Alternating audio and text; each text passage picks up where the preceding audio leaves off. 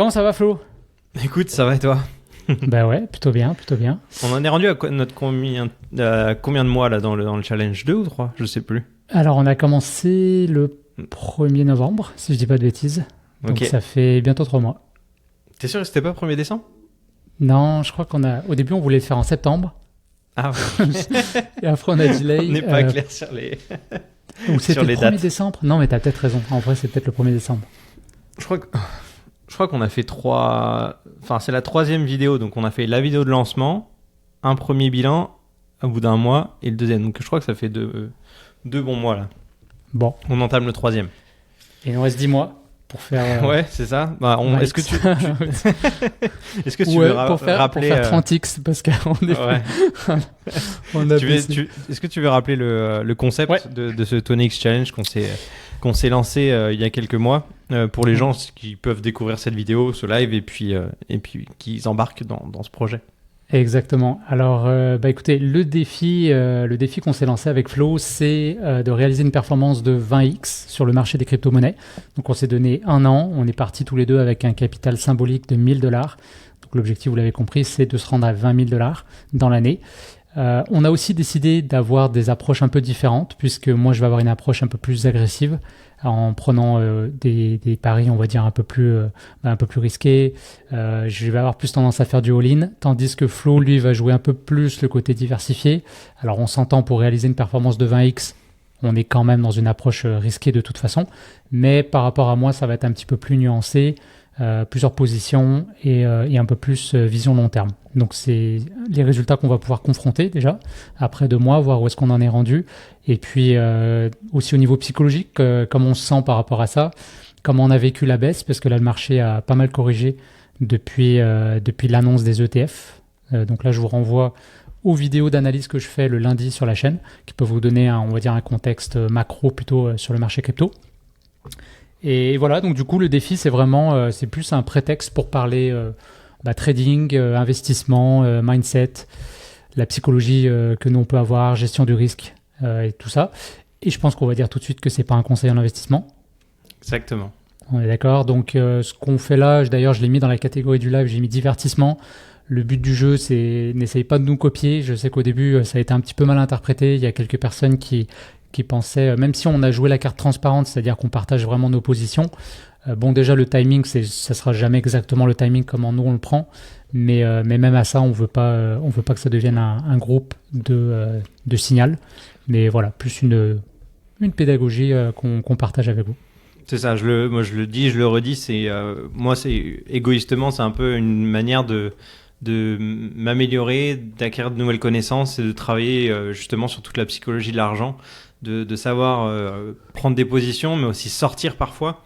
Donc voilà, c'est des choses que j'aimerais travailler personnellement, et ce challenge me permet de me confronter à ça et de voir les différentes phases en fait dans un marché haussier, dans un bull run.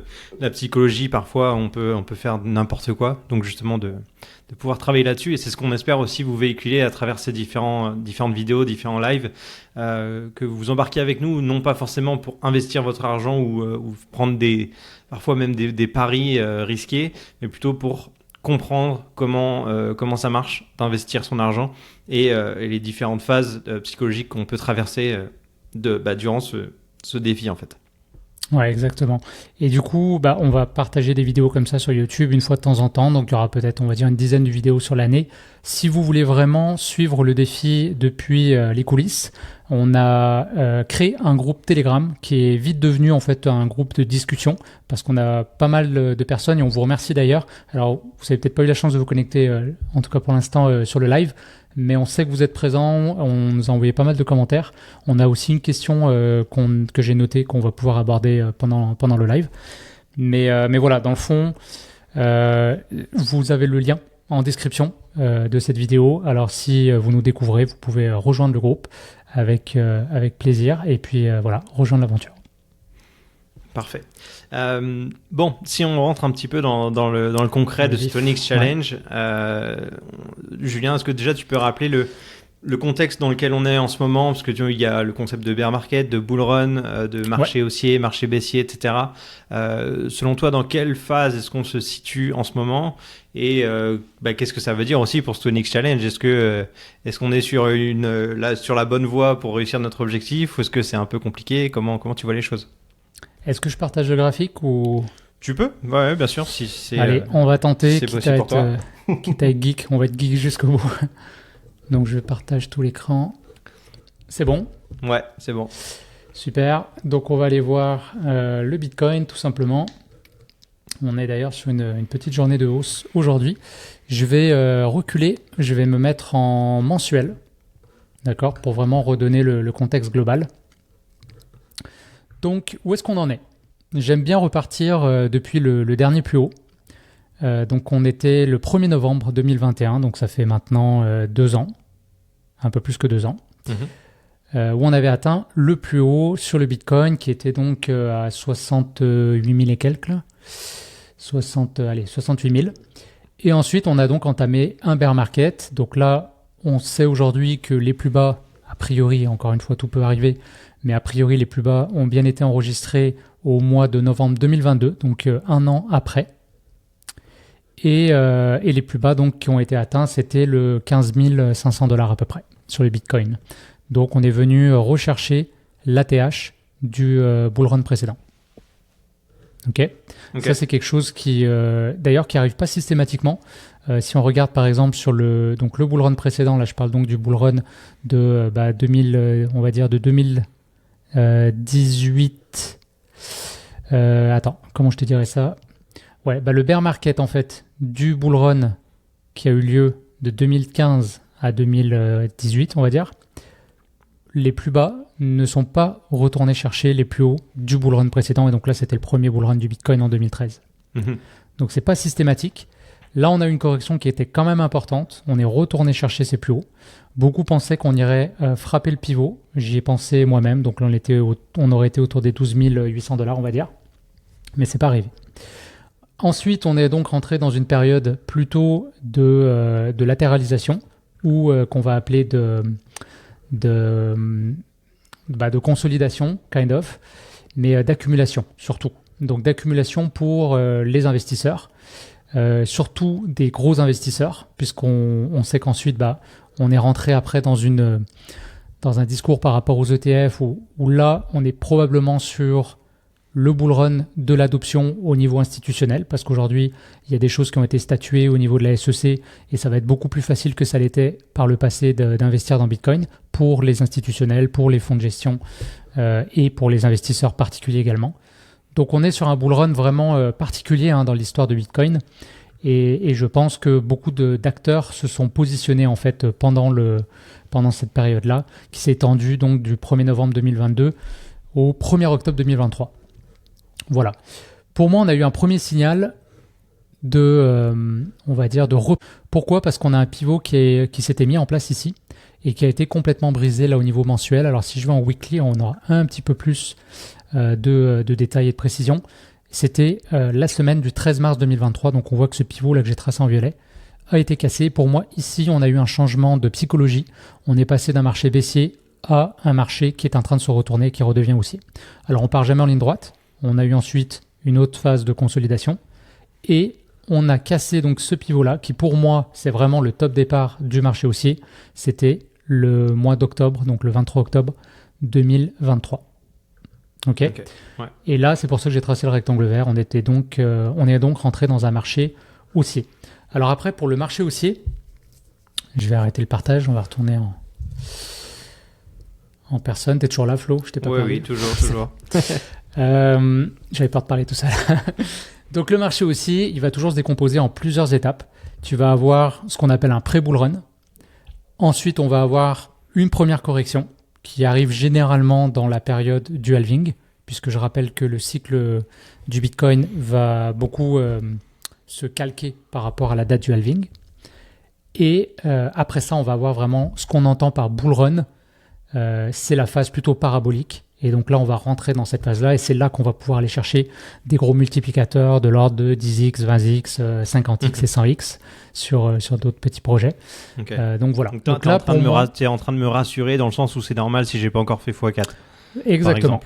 Pour moi, en fait, ceux qui se sont vraiment investis dans le plus bas du dernier marché, aujourd'hui, ils sont déjà assis sur un certain profit qui est voilà, entre guillemets la récompense de ceux qui s'y sont intéressés quand c'était pas évident, quand c'était des jours d'ennui, que le marché était rouge, qu'il se passait pas grand chose. Donc eux aujourd'hui sont sur un certain profit. Et ensuite on assiste encore là, je sais pas s'il est terminé, on commence à avoir des signes d'affaiblissement de la première correction donc qui a eu lieu et donc qui s'est timé par rapport à l'annonce des ETF. Donc comme j'en parlais tout à l'heure, il y a une date importante, le 10 février 2024, donc de cette année. La SEC a approuvé les ETF spot Bitcoin à différents fonds de gestion, donc BlackRock, Fidelity, pour les plus gros. Et donc ce que ça veut dire, c'est que maintenant, quand les fonds de gestion vont acheter, ou les institutionnels vont acheter du Bitcoin par le biais de ces ETF-là, eh bien BlackRock, par exemple, va acheter les Bitcoins réellement sur le marché en contrepartie de la position qui a été ouverte sur les ETF. Donc ça veut dire que là, on commence vraiment à avoir une pression d'achat sur les ETF. Okay. Mais on a eu un phénomène de sell de news qui était quand même prévisible. Donc vu qu'on en a énormément parlé, le prix s'est dans un premier temps envolé.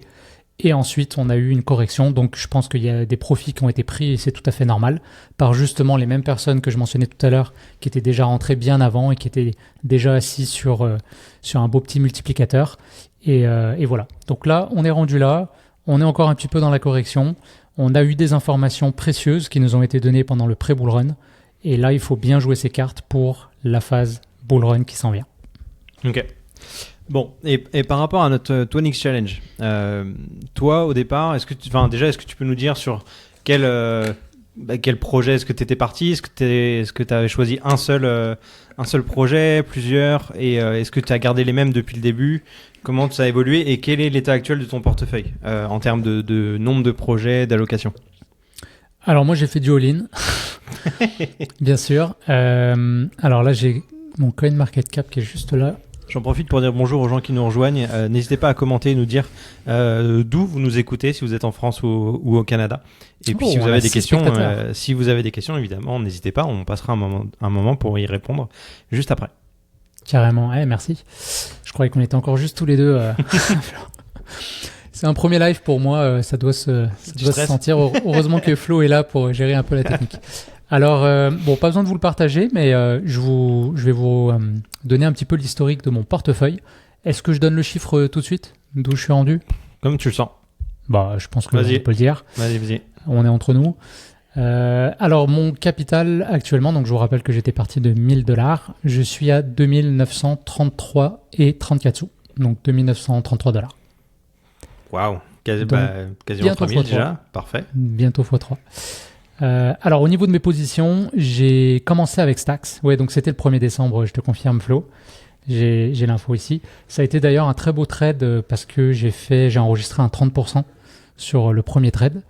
Et puis ensuite, j'ai pas mal changé de projet. Alors, je vais nommer les projets sur lesquels je me suis positionné. J'ai été sur Avax, j'ai été sur Woo, j'ai été sur ImmutableX, Injective, Akash Network, Constellation, ça c'est le projet DAG.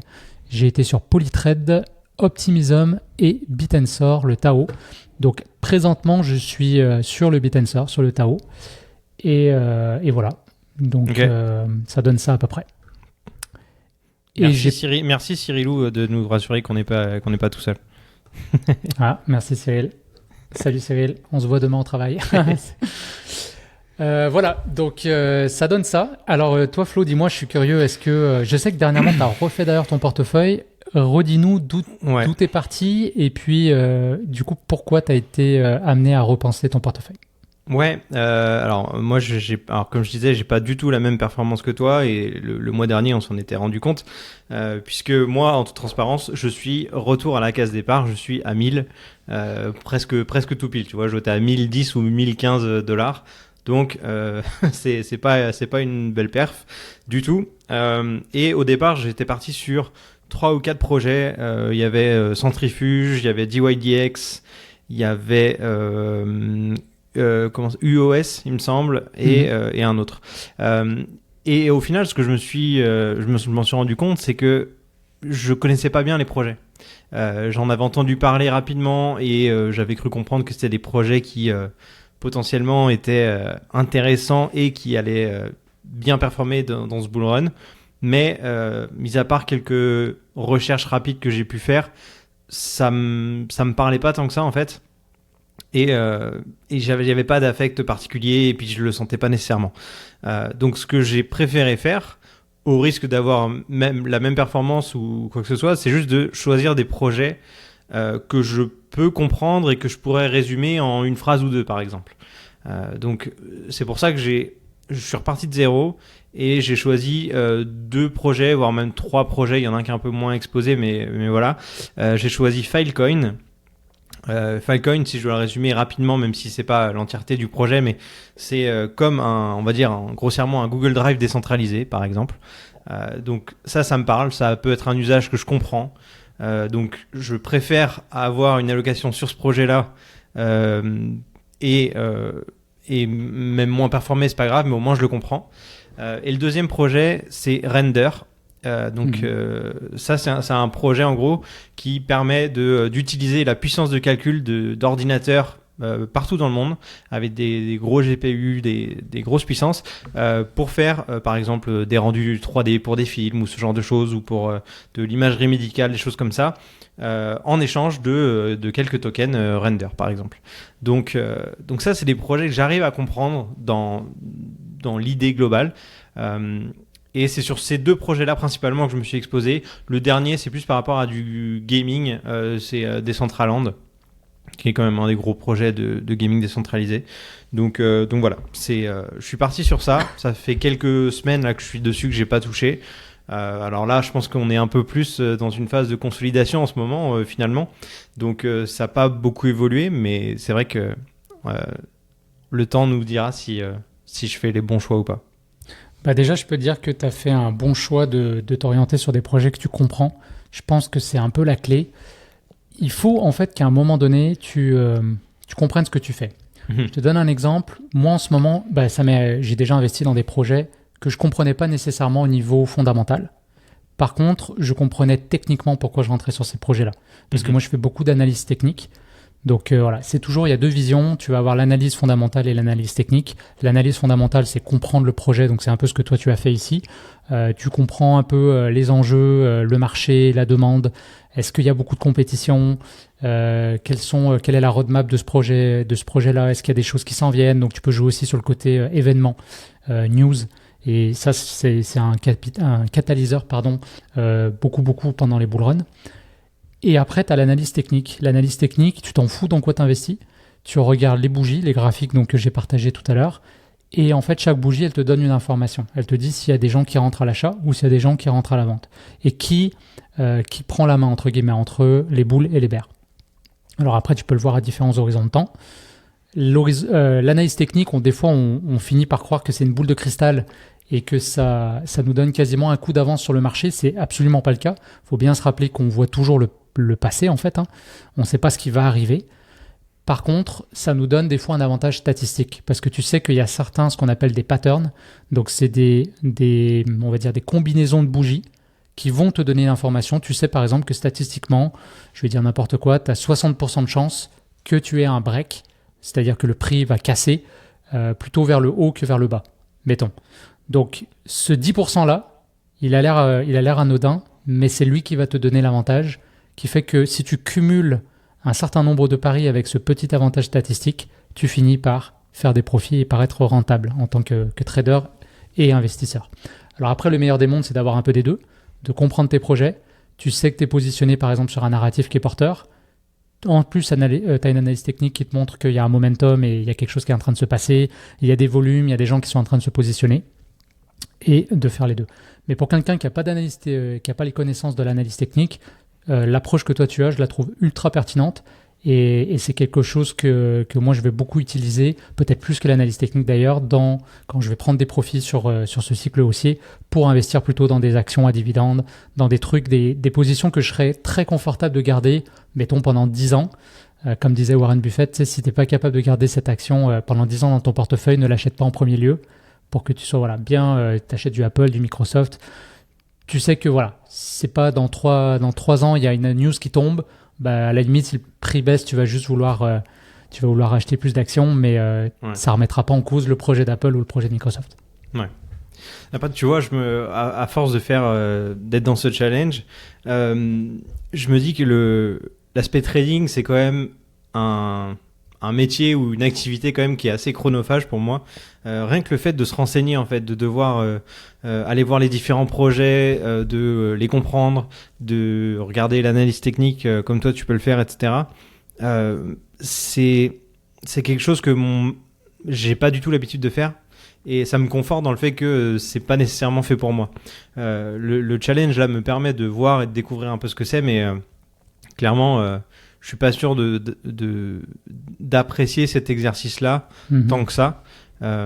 Et au final, moi, je vais me fier beaucoup à ce que je vais entendre à droite à gauche, les articles que je vais voir passer, je sais pas, sur Twitter ou je vais suivre des personnes. Par exemple sur X, parce que j'arrête de dire Twitter, X, que je trouve compétent dans ce domaine-là. Et puis je vais essayer de me baser là-dessus ou voilà quoi. Après ma stratégie globale, même patrimoniale, est plus long terme. Et c'est vrai que c'est difficile pour moi de rentrer dans ce côté trading et de faire des opérations assez régulières. Et tu vois, j'ai toujours du mal à le faire quand je vois sur Telegram, tu mets régulièrement des choses sur tel projet est en train de pump, tel projet a mal performé, ou il y a tel ou tel projet intéressant. J'ai pas passé ce temps-là à regarder, je les connais même pas la plupart du temps. Et c'est assez difficile en vrai pour moi. Toi, j'ai l'impression que tu es plus comme un poisson dans l'eau parce que ce projet-là, le trading, ça te plaît. Donc j'imagine que tu dois apprécier en ce moment de faire tout ça en plus. Ouais, après, c'est toujours... comment je te dirais, je m'auto-surveille aussi, tu vois, de pas retourner parce que j'ai déjà eu des penchants où j'étais beaucoup plus, on va dire, dans le court terme. Sur des, tu vois, tout à l'heure quand j'ai partagé mon écran, je peux vous avez vu, j'étais dans du 15 minutes. Bon, avant, je faisais ça souvent, tu vois, j'étais dans du 15 minutes, dans du 1 heure. Donc là, tu essaies vraiment de faire du trading sur des mouvements micro.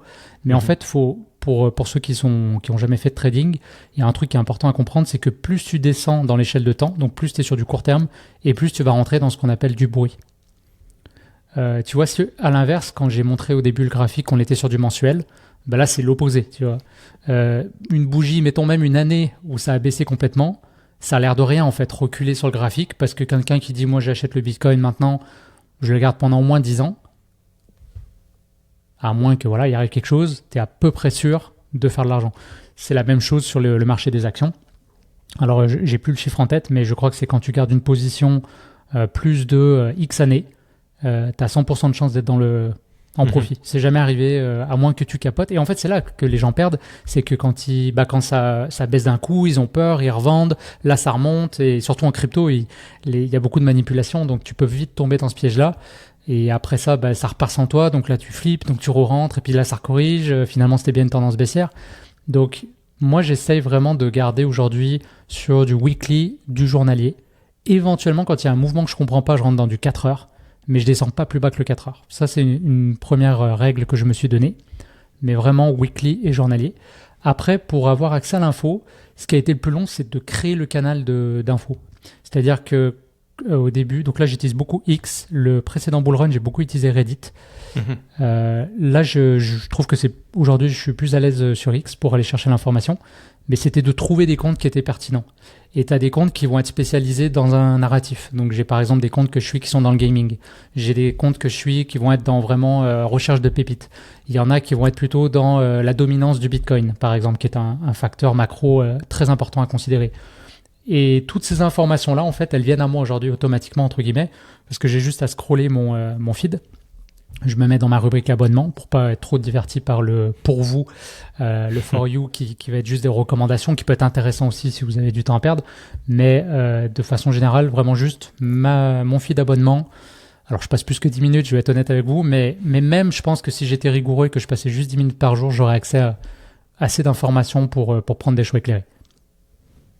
Ok. Et par rapport à ça, justement, ça me fait penser, quand tu parles de YouTube, etc., c'est quoi le nombre d'heures, le temps que tu passes à t'informer dans une journée par rapport au milieu de la crypto? Bah là, du coup, c'est sûr qu'on est en bull run, donc il y a plein de choses qui se passent, puis je suis passionné par ça, vous avez compris. Donc c'est sûr que, tu sais, mettons, je suis dans le métro, je fais 1 heure de transport en commun pour aller travailler. Bon, à part, je dois répondre à quelques messages ici et là, mais je passe facile à 30-45 minutes de métro à regarder ça. Donc déjà, t'as ça, tu vois. Après, saupoudrer de 10 minutes par-ci, 10 minutes par-là, je pense que je dois être quand même à un bon, je pense à un bon 2 heures par jour. Tu sais, je suis honnête avec moi-même. Et peut-être plus, tu vois, par certaines journées. les jours où tu vas enregistrer tes vidéos d'actualité hebdo, etc., là, j'imagine que ta journée, elle est vraiment dédiée à ça aussi? Ouais, alors je regarde un petit peu avant. Pendant que je me fais couler un café, je dis tiens, ok, aujourd'hui je vais parler de quoi. Honnêtement, j'essaie d'être beaucoup dans le naturel et dans le non préparé. Parce que je trouve que voilà, ça donne un. Bon, après, je fais un peu de montage quand même. Hein. Je coupe s'il y a des trucs que je dis, c'est moins pertinent ou c'est un peu plus long. J'ai eu de la misère à trouver mes mots, les choses comme ça. C'est pour ça que le live, je trouve que c'est un exercice intéressant. Parce qu'il n'y a pas de coupe. Vous nous avez tel qu'on est. Vous avez notre pensée en brut, quoi, en direct. Et ça, je suis assez fan de ce format-là. Ouais. Donc, je prépare un peu, mais après, c'est plus que j'ai pas beaucoup de jours de congé, donc souvent, c'est là aussi que je prépare avec mes frères le mastermind, le projet Trilem qu'on a déjà abordé sur la chaîne. Souvent, on se fait un petit appel aussi pour voir un petit peu comment on s'enligne. Donc voilà, ça prend beaucoup de temps, mais après, en soi, pour aller chercher l'info, je passe pas plus de temps le jour de la vidéo que le reste de la semaine. Ok. Il me semble que tu avais une question que quelqu'un nous avait laissée sur Telegram il y a quelques jours. Est-ce que tu veux répondre à cette question ou est-ce que tu l'as déjà fait? Est-ce que tu l'as sous les yeux ou pas? Parce qu'elle est sur mon téléphone, si on veut la relire. Je vais la retrouver en quelques secondes. Par rapport à comment je cherche à l'info d'ailleurs. Justement, c'était sur quel média te renseignes-tu pour trouver des petites crypto-pépites? Et en termes de palier de vente, est-ce que tu as une stratégie? Ouais. Donc super bonne question. Seb qui posait cette question. Donc merci Seb pour la question. Grand participant sur X, il nous partage souvent de ses commentaires. Alors, donc où est-ce que je vais chercher l'info? Il y a X et YouTube principalement, et avec la série des Cryptalks que j'ai lancée. Donc on est déjà maintenant à 3 interviews publiées, mais il y en a presque 6 ou 7 qui ont été enregistrées. J'ai commencé aussi à avoir un réseau plus personnel de gens qui justement gravitent dans la crypto. Donc ça devient aussi maintenant un vecteur d'information. Mais je dirais de façon classique, et ce que je pourrais recommander à chacun, c'est 2-3 youtubeurs que vous trouvez intéressants, comme je disais tout à l'heure, qui sont forts sur leur thématique. Donc je pense par exemple à Paul Crypto Formation, qui est un Québécois. Lui est très fort dans le Gem Hunter. Il a trouvé le Tao quand il était encore, je crois, à 20 piastres ou peut-être même avant. Donc il donne énormément d'informations, par exemple. Donc voilà, c'est pour donner une chaîne. Mais après, quand tu les retrouves sur X, moi je regarde ces gens-là, qui c'est qui suivent. Et j'essaie de faire un arbre comme ça. Puis si je découvre à un moment donné dans mes recommandations, j'ai un post, je suis comme ok, tiens, c'est intéressant comment il a amené telle info.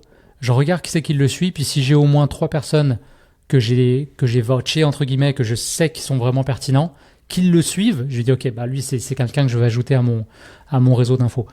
Donc c'est vraiment X, YouTube, et des fois par rapport à des par rapport à des événements qui arrivent sur tel ou tel projet, là je retourne sur Reddit et je vais dans les subreddits, parce que là vous avez énormément d'informations à aller chercher là-dessus. Donc c'est mes 3 principaux. Parfait. Et en termes de stratégie, est-ce que tu as des paliers de vente? Ouais, alors là je vais répondre en 2 fois, parce qu'il y a mon capital personnel et il y a le 20x Challenge. Pour le 20x Challenge, mon objectif c'est 20x, donc il n'y aura pas de prise de profit entre les deux. Ça va être vraiment du all-in, je vais sur un projet et je change tout le temps. J'essaie même de jouer le jeu, d'être tout le temps sur un projet. Donc même pendant la baisse, Mais en fait, je trouve que c'est dangereux. C'est dangereux parce que on est sur un marché qui est haussier, qu'on le veuille ou non. Donc oui, il y aura des périodes de correction, mais je trouve difficile de timer ces périodes-là. Donc tu peux faire un petit peu des trades, je m'empêche pas de le faire, mettons, dans le futur. Mais dans un marché haussier, j'aime mieux être dans le marché. Parce que le pire qui va arriver, c'est que si tu sors complètement du marché, que lui part sans toi, je l'ai souvent dit dans mes vidéos, mais ta performance, tu vas la faire, elle se résume quasiment en 2, 3, peut-être une semaine de trading, tu vois, mais 2-3 jours. Pas plus que ça, cumulé. Si tu as manqué ces journées-là, tu passes d'une excellente performance à une performance médiocre. Donc ça, je veux absolument pas le faire. Et ça, c'est une leçon que j'ai pris d'une lecture que j'avais fait, c'est Mémoire d'un spéculateur. Je vous recommande cette lecture. Et c'est un des conseils qui est donné dans le livre et que j'ai trouvé vraiment intéressant. Si on est dans un marché haussier, globalement, t'as pas de raison d'être ou hors du marché, ou pire encore, vendre le marché. Si tu fais ça, c'est vraiment que, alors là, t'es un geek et t'es un professionnel du trading et pourquoi pas, tu vois, il y a des gens qui font de l'argent comme ça, mais ça me paraît extrêmement difficile et personnellement, j'aime mieux avoir les statistiques de mon côté. Donc en marché haussier, j'achète et je reste sur le marché. Par contre, je vais changer de projet si je sens qu'il y a un momentum qui est en train de shifter. Ok. Donc voilà, alors la deuxième réponse est du coup sur mon capital personnel. Là, je vous renvoie à une vidéo que j'ai faite où j'expliquais comment déterminer un objectif qui soit, on va dire, cohérent par rapport au market cap du projet. Donc j'ai les chiffres ici d'ailleurs, si vous voulez, je vais vous les redonner. Juste que je réouvre mon tableau. Je l'ai d'ailleurs partagé aux personnes qui étaient sur le groupe Telegram. Donc si jamais vous rejoignez le groupe Telegram et que vous êtes intéressé par l'outil, juste m'envoyer un petit courriel et puis je vous partage ça avec plaisir. Donc alors c'est vraiment encore une fois une règle, comment dire, ça donne un ordre d'idée pour l'objectif qu'on peut aller chercher par rapport au market cap. Donc si on est sur un projet qui a une capitalisation supérieure à 10 milliards, on va être sur un potentiel de x2, x3. Si on est sur un projet entre 1 milliard et 10 milliards, on va être sur un potentiel de x3 à x10. Si on est sur un projet de 200 millions à 1 milliard, on est sur un projet avec un potentiel de x10 à x50. Et si on est sur un market cap inférieur à 200 millions, on est sur un potentiel de 100 fois, de 100x. Alors bien sûr, ça dépend après, chaque projet est différent, il ne faut pas prendre ça, encore une fois, le market cap, c'est pas suffisant comme information, mais ça peut donner une première idée. Donc ce que j'ai fait, c'est que pour chacun de mes projets que j'ai en portefeuille, je suis parti de là en me disant, ok, quel est ce chiffre-là potentiel et théorique. Et ensuite, j'ai essayé de le nuancer par rapport à la dominance de certaines narratives. Donc par exemple, l'IA, que je pense a montré dans le pré-bull run qu'elle était extrêmement présente. On peut s'attendre, et statistiquement, on a beaucoup de chances que les projets d'IA vont redécoller dans ce qu'on appelle le summer. Hein. Donc l'été de la crypto, c'est là où, à l'inverse du bear market où c'est l'hiver et tout drop, l'été c'est là que vraiment ça sera la grosse phase d'expansion, c'est là où on va avoir beaucoup de liquidités qui vont se déverser. Donc statistiquement, les projets d'IA vont être touchés par ça. Et ça paraît logique. Donc là, je vais des fois apprécier un petit peu plus le potentiel. Donc mettons, si j'avais mis x5, je vais peut-être aller chercher un x6, x7. Mais j'essaye de rester très conservateur par rapport à ces objectifs-là. Et ensuite, comme j'ai montré dans la vidéo quand j'ai présenté l'outil, j'ai fait des scénarios. Donc un scénario optimiste, dans le meilleur des mondes, tout se passe bien et tous les projets fonctionnent. Un scénario pessimiste, où là, j'ai pris des chiffres en me disant, mettons, sur les projets très risqués, il n'y en a aucun qui marche. Sur les projets moyennement risqués, il y en a la moitié qui fonctionne. Et sur les projets très safe, il y en a quand même un ici et là qui ne va pas marcher, mais sinon, globalement, ça va fonctionner. Et après, j'ai fait un scénario médian, donc qui est une espèce de moyenne entre les deux. Et en fonction, ça me donne le potentiel que je suis capable d'aller chercher avec mon capital sur le bull run. Et je regarde si c'est des objectifs cohérents par rapport à ce que j'avais en tête. Sinon, il faut que je change ma stratégie ou que je révise mes objectifs. Waouh. Est-ce que tu as fait quelque chose comme ça, toi, Flo? Pas du tout. Depuis que je t'avais parlé de l'outil, je pense. Hein. Ouais, non, mais je t'avoue que j'ai pas pris le temps de faire ça. Je pense que dans ma tête, j'écoutais une interview ce matin de Yann Darwin. Ouais. Et il parlait de ça justement lui, il avait appris à sortir de la crypto, de la bourse à certains moments, et il disait en fait, il faut toujours que à un moment donné, tu dises ok, ce montant-là, dans la vraie vie, il va pouvoir me servir à ça ou il va correspondre à telle chose. Et je pense que dans ma tête, je vais me dire par exemple un certain montant, par exemple, je vais m'en servir comme apport pour de l'immobilier, ou ça va me servir pour investir dans tel ou tel truc, ou ça va me servir aussi pour me faire plaisir pour tel ou tel truc. Mais j'ai pas vraiment mis ça par écrit pour l'instant. C'est plus des trucs que je me suis gardé en tête. Mais t'as raison, je pense qu'il faut quand même que ça soit par écrit, parce que dans une période où c'est vraiment la folie en crypto par exemple et que ça monte très très vite, plutôt que d'avoir la tête qui tourne et d'attendre que ça fasse encore un x10, des fois il vaut mieux prendre des gains. C'est plus important que d'espérer faire beaucoup plus et de finalement tout perdre en fait. Non, il a dit une phrase d'ailleurs qui était intéressante. Il a dit l'important c'est pas ce que tu gagnes, c'est ce que tu gardes. Et je trouve ça cool aussi comme phrase à retenir. Absolument, et il dit aussi souvent l'argent d'aujourd'hui vaut plus que l'argent de demain, parce que tu peux en faire quelque chose, tu peux l'investir et tout ça. Donc non, moi Yann, c'est un des youtubeurs que je suis, que je trouve très très très pertinent dans son analyse aussi du marché global. Il va beaucoup parler des taux d'intérêt, de tout ce qui se passe dans l'économie, et la crypto, c'est pas décorrélé de l'économie normale, hein. Donc là, on sait qu'il va y avoir... Alors, il y a des actualités qui sont propres à la crypto, comme le halving, j'en parlais tout à l'heure, ou les ETF qu'on a eu. Mais la réduction des taux d'intérêt qu'on espère cette année va avoir un impact, au même titre qu'elle aura un impact sur le reste des marchés. Les élections présidentielles américaines, on sait aussi que c'est un catalyseur sur les derniers mois de l'année. Donc là aussi, ça va affecter la crypto. Donc Yann, je trouve qu'il donne un beau tableau là de ce qui se passe en état de l'art. Mais tu vois, par exemple, par rapport à tes projets, ce serait intéressant que tu regardes le market cap, et vu qu'on est sur un 20x challenge, déjà de regarder si on est sur un potentiel de 20x sur les projets sur lesquels tu es positionné. Parce que si par exemple tu m'avais dit je suis sur Solana, ce qui n'est pas le cas, mais tu m'aurais dit je suis sur Bitcoin, Ethereum et Solana par exemple, le 20x, je peux déjà te dire que ça va être compliqué. Tu vois ce que je veux dire? Donc après, c'est toujours de nuancer le risque. Tu vas me dire si c'est idiot ce que j'ai fait, mais on en a déjà parlé un petit peu, mais ce que j'ai fait, j'ai dézoomé sur les 4-5 dernières années et j'ai vu l'ATH de ces projets-là. Et en fait, je me suis dit, ok, si ça retourne à l'ATH, oui, ça va faire un x10 ou un x20 par exemple. Mais toi, tu m'as un peu alerté sur ce truc-là en mode, c'est pas forcément nécessaire pas obligatoire que ces projets-là retournent à leur ATH finalement. Ouais, c'est quand même un bon point. Là encore, c'est comme le market cap, ça te donne une information. C'est comme en trading, tu veux pas prendre une position sur un seul signal. Tu veux qu'il y ait une corrélation de signaux. Moi, je vois ça un peu comme des feux verts. Si j'ai 3 ou 4 feux verts, je suis comme, ok, let's go, on avance.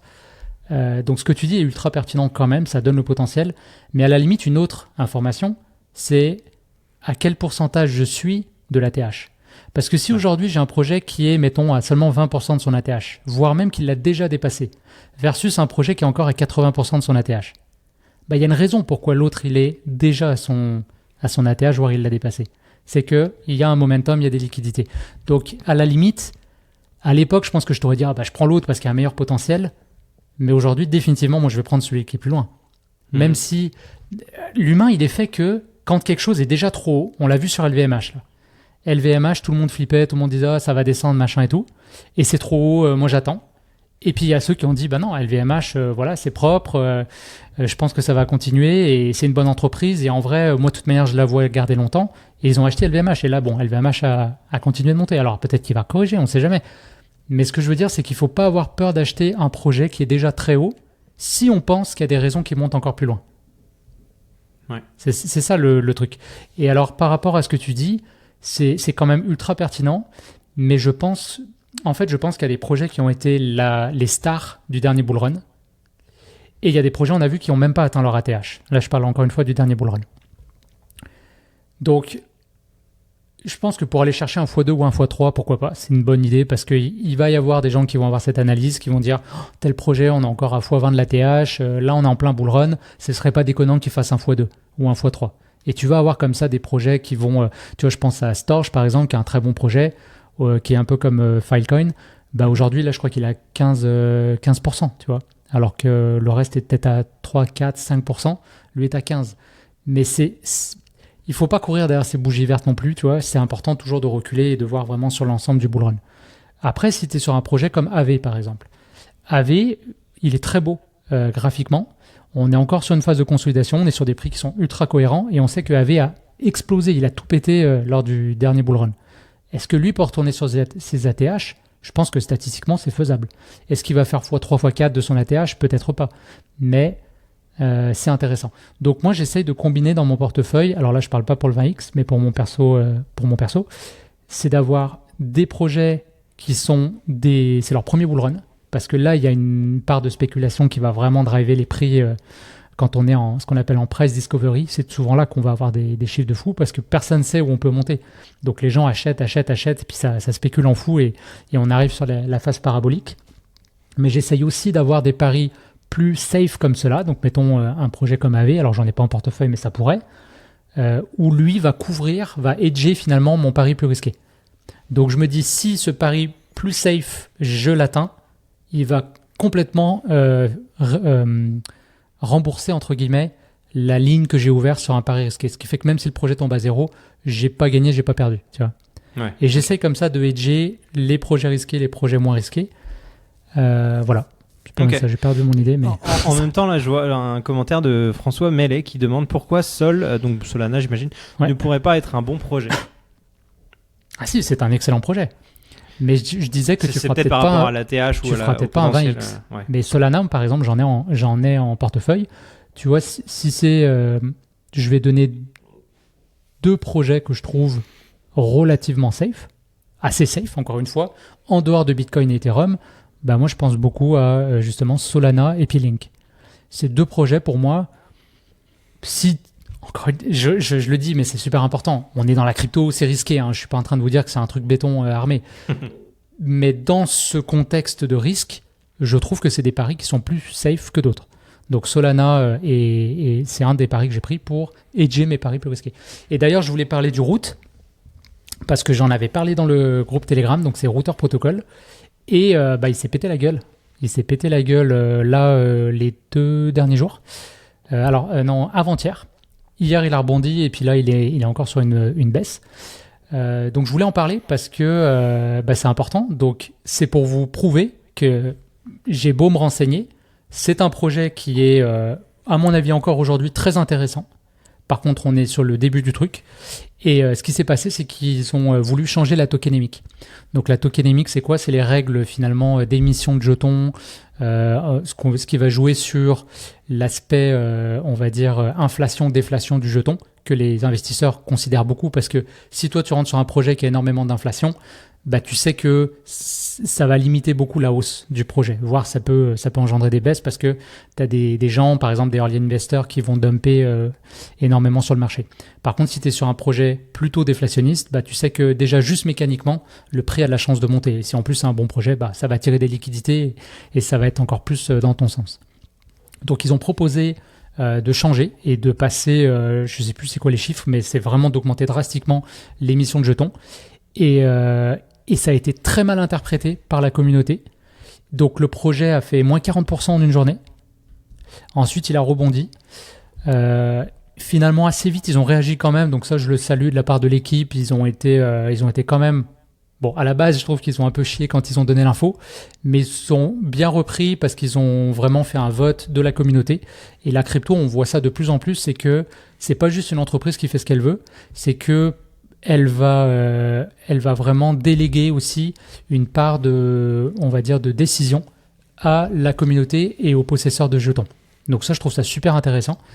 C'est ce qu'on appelle les DAO, là. Donc c'est vraiment la possibilité de décentraliser aussi certaines on va dire, décisions sur le projet, sur le projet, la tokenomics, etc. Alors, une raison, là, tu vois, par exemple, si j'aurais été positionné dessus sur le 20X Challenge, je me serais fait péter les genoux. Ouais. J'aurais perdu 40% et puis là, je ferais pas le malin parce que je serais en dessous de $1000. J'en avais dans mon portefeuille global. Par contre, dans mon portefeuille global, je fais pas des all-in. Donc, j'avais 14 positions. Donc là, j'ai un petit peu changé dernièrement, mais je l'avais dit publiquement, j'avais 14 positions. Donc, en fait, le projet représentait seulement 7% de mon capital. Donc une baisse de 40%, en fait, puis je suis pas sorti exactement à 40%, je suis sorti un peu plus tôt parce que je sentais que ça partait en vrille, et encore une fois, l'importance de monitorer quand même ses positions. Si tu as 50 cryptos dans ton portefeuille, c'est dur de tout suivre. Entre 10 et 15, ça se fait. Est-ce que tu mets des stop-loss plutôt que de devoir monitorer au compte-goutte, on va dire tu vois? Non, parce qu'en crypto, c'est compliqué. Alors, on peut, je dis pas que les stop-loss, c'est toujours une bonne idée, mais en crypto, c'est compliqué parce que des fois, tu peux avoir des mèches et te faire sortir et c'est dommage. Donc, j'essaie d'avoir plutôt des stops psychologiques ou si vraiment, encore une fois, je pars du principe que tous les projets peuvent tomber à zéro. Je suis ultra conservateur, on va dire, dans cette gestion de risque-là. Donc, plutôt d'avoir un stop-loss, je me dis finalement, je suis prêt à perdre la ligne que j'ai mis dessus. Donc là, si tu veux, je vais dire n'importe quoi, j'avais mis 1000 balles dessus. Je suis prêt à perdre mes $1000. Donc voilà, donc 40%, mais de 7% de mon capital, déjà, quand tu regardes mon portfolio et mon PNL, finalement, ça se voit presque pas. Donc ça, c'était une première chose que je voulais rappeler par rapport à cette anecdote, à ce qui m'est arrivé, c'est que on peut pas avoir tous les projets justes, on va avoir des perdants, et c'est normal. Et là où on fait la différence à ce moment-là, c'est quand on est dans la zone et on a ce bon mindset par rapport à une position comme ça. Parce qu'encore une fois, c'est des statistiques. Je n'ai pas 100% raison. Donc je sais qu'il va y avoir des paris où je vais me tromper. C'était le cas pour Root selon moi. Donc j'ai décidé de sortir, prendre ma perte et réallouer le restant du capital. Donc mettons, je dis n'importe quoi, qu'il me restait $600 sur les 1000. Et de les réinvestir sur d'autres projets au même potentiel ou éventuellement des potentiels moins risqués. Donc ça c'est super important. Alors là, finalement, après hier, le prix a bien rebondi, mais là, aujourd'hui, il a corrigé aussi. Donc personnellement, j'ai assez de projets que je trouve intéressants avec des beaux potentiels que j'ai décidé finalement de ne plus m'exposer dessus. Alors peut-être que je m'en mordrai les doigts, peut-être qu'il va repartir sur son ATH et la communauté va apprécier ce qui s'est passé en second lieu. Mais je trouve que ce pari-là, aujourd'hui, il est un peu moins intéressant pour moi. Donc, je suis sorti complètement de position du routeur protocole. D'ailleurs, si parmi vous, il y en a qui en ont, je suis curieux d'avoir votre opinion. J'ai sondé aussi deux, trois personnes sur X qui suivaient le projet. J'ai pas eu de réponse encore, mais de voir ce qu'eux en pensaient. Et voilà. Donc, c'est un petit rappel là-dessus. Il va y avoir des positions qui seront perdantes. Gardez le bon mindset. Et c'est d'où l'importance d'avoir un plan de trading et de pouvoir rebondir en réallouant les positions. Ok, parfait. Bon, j'espère que déjà dans le chat qu'on a répondu à la question de François. Je pense qu'on va pouvoir bientôt clôturer ce live, hein. Ça va bientôt faire 1 heure qu'on l'a lancé. Pour juste terminer, je vais inviter les gens, si vous êtes dans le chat, que vous nous écoutez et que vous n'êtes pas encore dans le canal Telegram avec nous et que ça vous intéresse, que ce projet vous intéresse et que le monde de la crypto en général vous plaît, n'hésitez pas à nous rejoindre. Dans le groupe, il y a une vingtaine de personnes actuellement. Alors c'est un petit groupe, mais finalement c'est pas plus mal parce qu'on peut avoir des vraies conversations, poser des questions, on a forcément une réponse. Donc n'hésitez pas à nous rejoindre. Julien est assez actif aussi, il partage régulièrement des choses. Et puis voilà, on a des gens qui s'y connaissent dans le groupe, je trouve. Donc voilà, ce sera avec plaisir qu'on vous accueillera dans ce groupe Telegram. Julien, merci d'avoir pris le temps aujourd'hui de faire ce live. Merci. Malgré ce petit stress d'être confronté au temps non, réel. c'est cool. Mais bon, au moins ça nous fait aussi progresser de ce côté-là. Merci de nous avoir suivis. N'hésitez pas à vous abonner à la chaîne de Julien. Je le fais, je me permets de le faire. Vas-y, pour toi, tu fais très bien.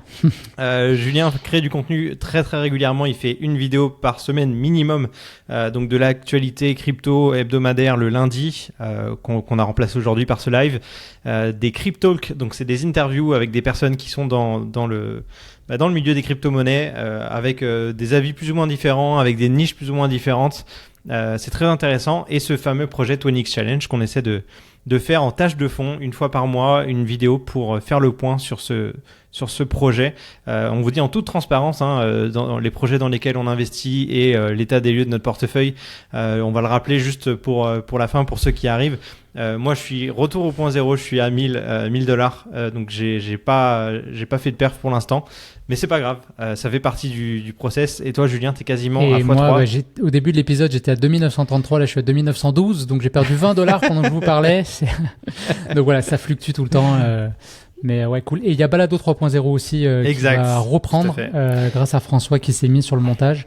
Donc, merci François, d'ailleurs, je vois que tu as commenté dans le live, t'es présent, donc merci. Hey, salut François. Donc ouais, exact. Merci à toi François. Et puis à la base c'était vraiment juste un format podcast. Puis on a décidé de passer aussi en vidéo.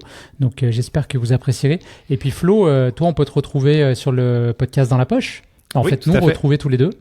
Bien sûr, on est quatre en fait, quatre potes expatriés à Montréal qui parlons de technologie en règle générale et on s'amuse bien. Voilà, si vous voulez nous rejoindre sur toutes les applis de podcast ou sur la chaîne YouTube dans la poche podcast, voilà, on passe des bons moments et si vous voulez interagir, bah, ça sera avec plaisir. Carrément. Fait que je pense que tout est dit. Merci Flo, t'as fait un très bel outro.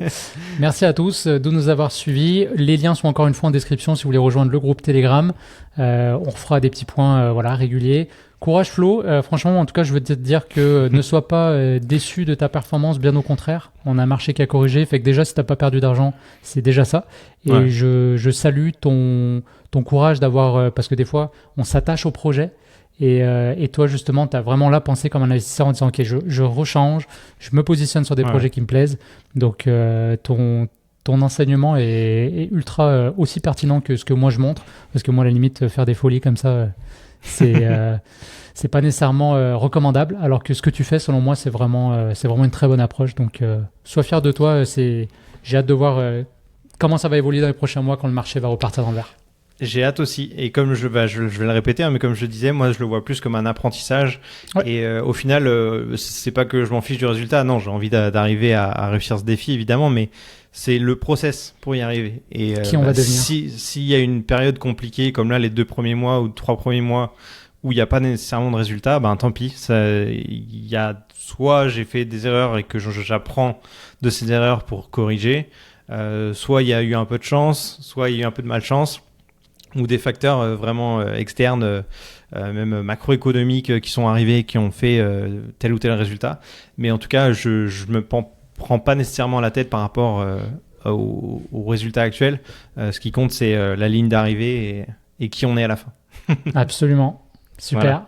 Allez, Bon, merci Julien, encore à tous. À bientôt tout le monde.